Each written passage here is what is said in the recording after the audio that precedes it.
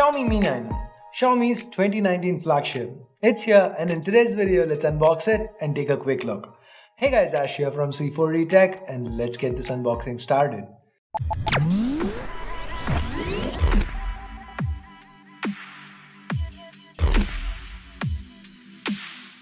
The Xiaomi Mi 9 comes in this really unique, shiny looking box. We've got the highlights to the back, removing the plastic and opening it up. There's a box inside. Now, they've got this color shifting holographic effect here too. This box contains the SIM ejector tool, a headphone jack to Type-C converter, some leaflets, and a soft case. Next, we get to the Mi 9 itself. Peeling the stickers off, no flash issues, yeah? The stealthy black glass back looks nice. Moving on, we have a Type-C cable and a 27-watt fast charger. Now getting back to the Mi 9, since this is the piano black variant, we don't get a gradient back. Despite that, you can still catch a glimpse of that rainbow-colored holographic effect through the ring that goes around the primary camera. Talking about cameras, there are 3 to the back here. The curved glass back feels quite nice in hand, almost like a OnePlus 6T. And just like the 6T, Xiaomi's also gone with a under-the-display fingerprint scanner here. It's of the optical variety. And now the similarities of the 6T continue. The display is about the same size at 6.39 inches. It's also AMOLED. The overall form factor, the height, the width, it's almost identical. The Mi 9 does happen to be slimmer though. This means it fits quite nicely in hand. Now there are no pop-up cameras here, so we do get a dewdrop notch. Well, it seemingly started as a U-shaped notch, but after complaints from users in China, Xiaomi has updated their notch to a more V-style.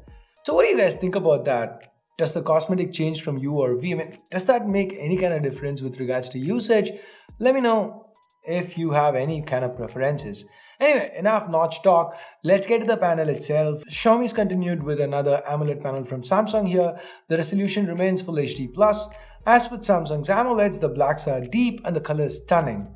Xiaomi also claims that this can get pretty bright, up to 600 nits in case you're wondering. It also happens to be HDR compliant and is protected by Corning's latest Gorilla Glass 6. Other placements include the power button and volume rockers to the right, a secondary noise cancelling mic, an IR blaster up top, nice to see that retained, a dual SIM slot, a Mi AI key to the left. I mean, now this is the Chinese variant and here it's not really remapper, but I hope the global variants will come with Google Assistant and hopefully an option to remap that key. Now rounding off the placements, we have the speaker, the primary mic and the Type-C port to the bottom, and there is no headphone jack. Now if you thought the externals were great, wait till you see the spec sheet. The Mi 9 is our first look at the Snapdragon 855 chip. We have 6 or 8 gigs of RAM to go along with 64 or 128 gigs of storage. On the software side of things, we get MIUI 10 on top of Android 9 Pie. Now we've seen MIUI 10 in many phones already, and all those features that we've seen, they return. Using gestures and jumping from app to app felt super fast here. One weird thing that I noticed was that my Mi 9 did not have wideband L1 certification, though I did read an article on XDA that said the Mi 9s do. So maybe it's a China version thing.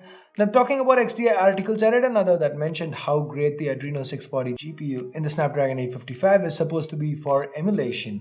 And I really want to check that out soon. I mean, the GPUs have been powerful enough for a while now to be able to run PUBG and any other demanding games easily, so it's no surprise that the Mi 9 can do that too. But emulation is something I can't wait to test out. Remember how the Mi 9 is slimmer than the OnePlus 6T? Well, there's a reason why. They had to go with a smaller 3300 mAh battery here. Now the good news is that the 855 is the first Qualcomm chip to be built on the 7nm process, so it should technically be more power efficient. And anyway, there is support for not just Quick Charge 4 with a 27-watt adapter thrown into the box, but also 20-watt fast wireless charging. Now finally, let's talk cameras. Like we saw, there are 3 here. The primary is a 48-megapixel Sony IMX586 combined with a f1.8 lens, the same combo as the Redmi Note 7 Pro. Then there's a 12-megapixel Samsung S5K3 M5 sensor with a f2.2 telephoto lens for 2x optical zoom, and finally a Sony IMX481 sensor with an ultra-wide f2.2 lens. Now the initial samples were great, excellent dynamic range, a whole lot of reach you get with these 3 lenses. Now here are a few more samples. What do you think about them?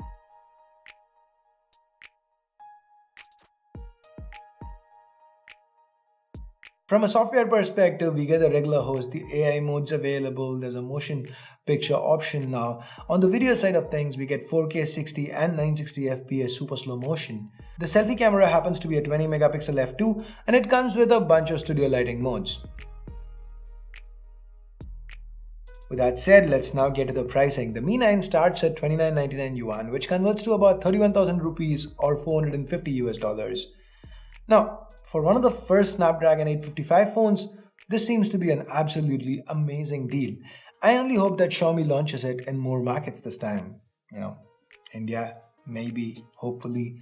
And if they can bring this for something around even 35,000 rupees in India, it should be great. What do you guys think? Would you pay 35,000 rupees for this phone? Let me know in the comments below. So anyway, we are at the end of this video. What other videos about the Mi 9 would you want to watch? Let me know in the comments and I'll try to get that done. And while you're down there, hit that thumbs up or thumbs down based on whatever you felt about this video. Also subscribe and turn on notifications by hitting that bell icon. And have you watched these videos? If not, do check them out right now. So that's it for now. Thanks a lot for watching. Till next time, my name's Ash. You've been watching C4E Tech and I'm signing off for now. You guys have a great day. Bye-bye.